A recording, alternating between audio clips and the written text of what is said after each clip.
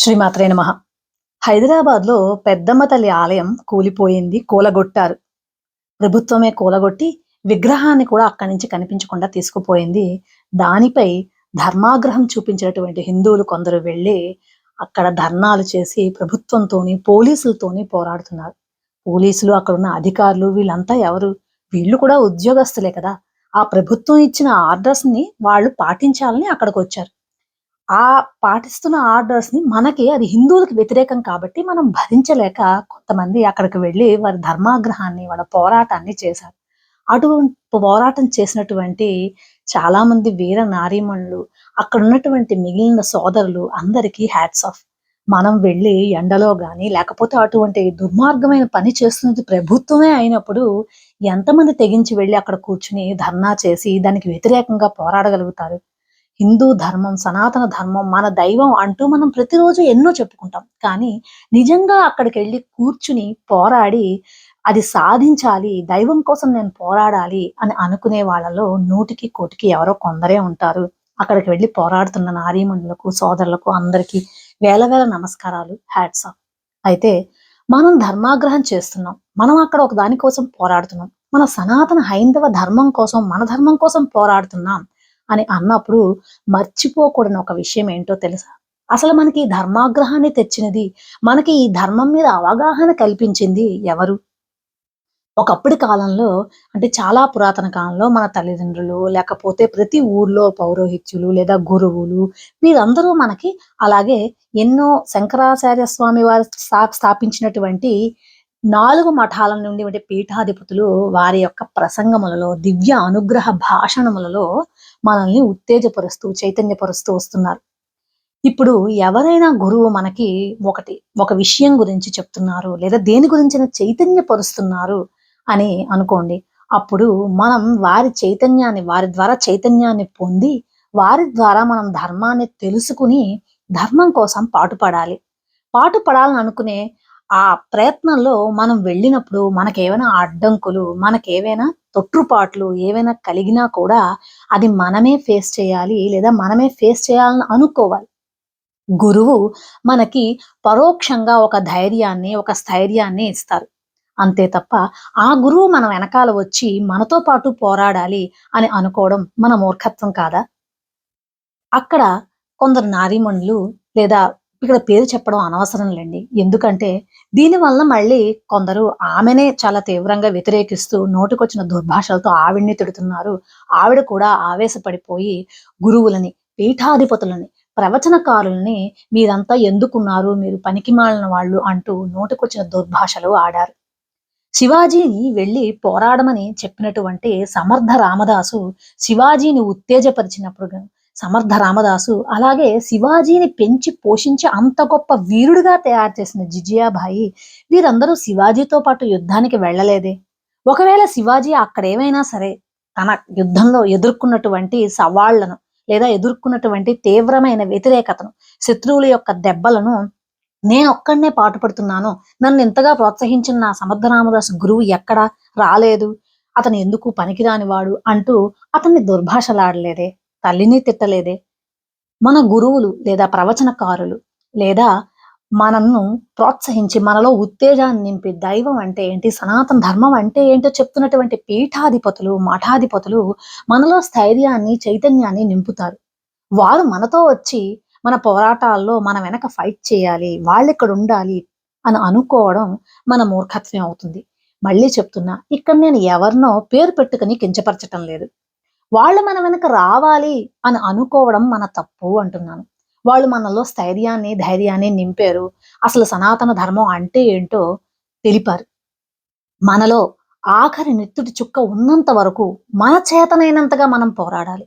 వారినక్కడికి వెళ్లి యుద్ధం చెయ్యమని గాని, లేదా యుద్ధం చేసేంత ధైర్యం తెచ్చుకోమని గాని నేను చెప్పలేను. అలాగని నేనొచ్చి అక్కడ కూర్చుని ధర్నా చెయ్యను లేను. అలాగే నాలాగే ఎందరో కోరుకున్న వీళ్ళ మనోభావాల్లో కొందరిలో ఉత్తేజితమై వాళ్ళు వెళ్లి అక్కడికి పోరాడారు. అయినంత మాత్రాన నేను పోరాడాను కదా! నేనింత ఫైట్ చేశాను కదా ఇక్కడ. కాబట్టి నాకు కొంతమంది సపోర్ట్ ఇస్తే బావుంటుంది అని మనం అనుకోవచ్చు. కానీ వీటన్నిటికీ కారణం ఈ పీఠాధిపతులు, మఠాధిపతులు లేదా ప్రవచనకర్తలే. వీళ్ళెందుకు రావట్లేదు బయటికి అని మనం అనుకోవడం మన మూర్ఖత్వమే అవుతుంది. ఎందుకంటే వాళ్ళు వెనకాల రావాలి అని ఎక్కడా లేదు కదా! అంతేకాదు, ఇప్పుడు ఒక రాజు యుద్ధానికి బయలుదేరి వెళ్ళాడండి.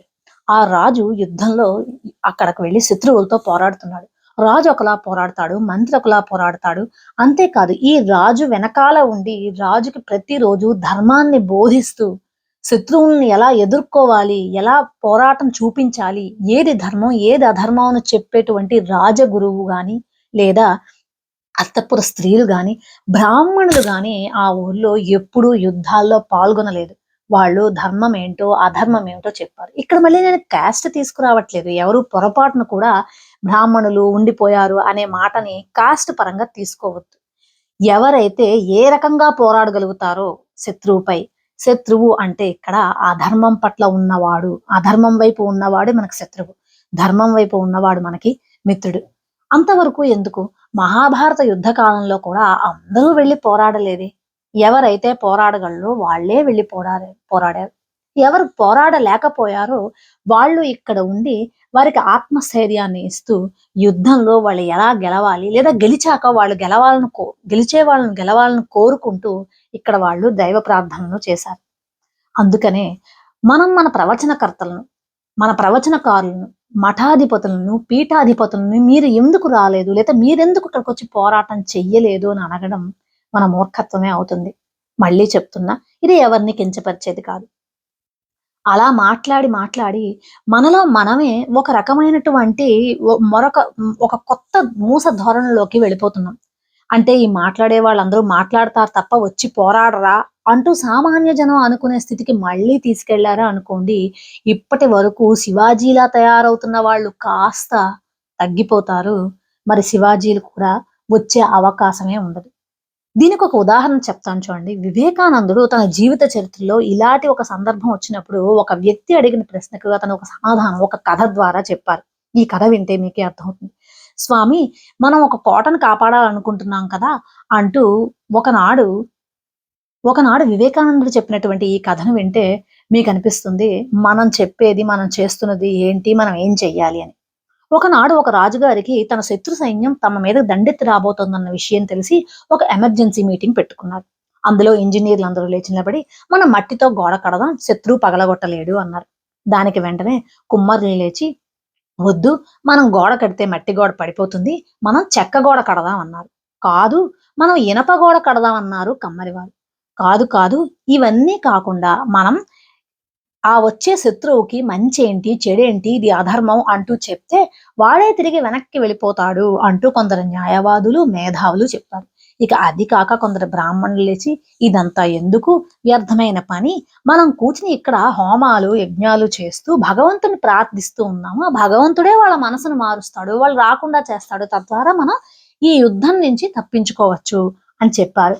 వీళ్ళందరూ కూడా తర్జన భర్జనలు పడుతూ ఉండగా శత్రువు వచ్చి ఆ కోట గోడల్ని పగలగొట్టి ఆ రాజ్యాన్ని, మీటింగ్ లో ఉన్న వాళ్ళందరినీ ముక్కలు ముక్కలుగా నరికేసి మొత్తం రాజ్యాన్ని సర్వనాశనం చేసి వెళ్ళిపోయాడు. అప్పుడు వివేకానంద స్వామి కథ చెప్పిన తర్వాత మనం మాట్లాడుకుంటూ, నువ్వు చెయ్యి, నువ్వు అది చెయ్యి, నేను ఇది చెయ్యి, నువ్వు రాలేదు, వాళ్ళు రాలేదు అనుకుంటూ మన చర్చల్లో ఉండిపోయేలేపే శత్రువు మన మీదకి వచ్చేస్తున్నాడు. కాబట్టి శత్రువు మన మీదకు వచ్చేలోగానే మనకు చేతనైనంత ధర్మాన్ని మనం చేస్తూనే ఉండాలి. ఎవరో వస్తారు, మన కోసం ఎవరో ఫైట్ చేస్తారు, మన వెనకాల వెన్నుదన్నుగా వారు ఉంటారు. వారి ప్రవచనాల ద్వారా, వాళ్ళ యొక్క స్ఫూర్తి ద్వారా, సూక్తుల ద్వారా మనల్ని మోటివేట్ చేస్తారు. మోటివేట్ చేయడమే వాళ్ళ పనా, వాళ్ళు రారా అని మనం ప్రశ్నించకూడదు. మిమ్మల్ని కూడా ఎవరు వెళ్ళమని అడగలేదు కదా అనే ప్రశ్న వారు కూడా వేస్తారు.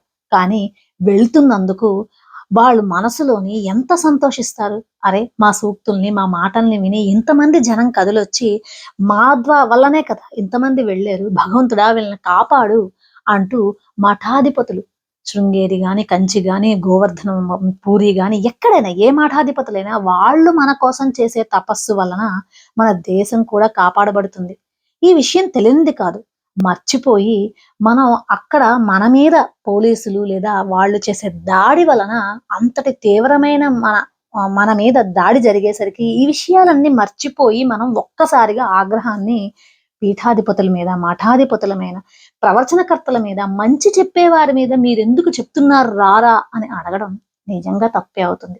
కాస్త మనసు పెట్టి ఆలోచించండి. మంచి ఏమిటో, చెడేమిటో పదే పదే రకరకాల ఛానల్స్‌లో చెప్పే మీకు ప్రత్యేకించి చెప్పక్కర్లేదు కదా! ఇక ఇదే కాక కొందరు భరతవర్ష ఛానల్ మీద పడి, లేదా వాళ్ళు ఇంకో ఛానల్ మీద మీరు వైష్ణవులు, శైవులు అంటూ మరొక కొత్త దానికి తెర తీస్తున్నారు. ఇది కూడా తప్పే. అసలు నిజం చెప్పాలంటే నా పర్సనల్ ఎక్స్‌పీరియన్స్‌లో నేను చెప్తున్నాను. ఎంతో వైష్ణవులు చాలా మందిలోని శైవ ద్వేషాన్ని నేను ప్రత్యక్షంగా చూశాను. వాళ్ళసలు శైవులను ముట్టుకోరు. దగ్గరికి రారు. వాళ్ళు మన ఇళ్ళకొచ్చినా సరే, వాళ్ళు ఇంట్లో ఉన్న ఏ వస్తువుని ముట్టుకోకుండా కింద కూర్చొని, మనం ఇచ్చే శివ ప్రసాదాన్ని కూడా వారు స్వీకరించరు. ఇది ఇప్పటికే జరుగుతున్నది. ఇప్పటికి ఉంది. ప్రత్యక్షంగా నేను చూస్తున్నా ప్రతిరోజు. ఇది నమ్మని వాళ్ళుంటే, కావాలంటే ఇలా జరిగి ఎక్స్‌పీరియన్స్ అయిన వాళ్ళెవరైనా ఉంటే ఇక్కడ కమెంట్ చేయండి. ఇక్కడ నేను వైష్ణవులందరిని తప్పు పట్టడం లేదండి. మళ్ళీ చెప్తున్నా ఈ విషయం. చాలా మంది ఇప్పటికి ఇలా ఉన్నవాళ్ళు ఉన్నారు అని చెప్తున్నా. ఇది ఎవరిని కించపరచడానికి చేసింది కాదు. మనలో మనం కొట్టుకుంటూ అసలైన శత్రువుని మర్చిపోతూ ఉంటే, అసలైన శత్రువు హాయిగా కూర్చుంటున్నాడు. ముందు వీళ్ళందరూ కొట్టుకొని చచ్చాక బతికేవాడెవడో ఒకడుంటాడు కదా! వాడి మీద మనం ఫైట్ చేస్తే సరిపోతుంది అని. కాస్త ఆలోచించండి. శ్రీమాత్రే నమః.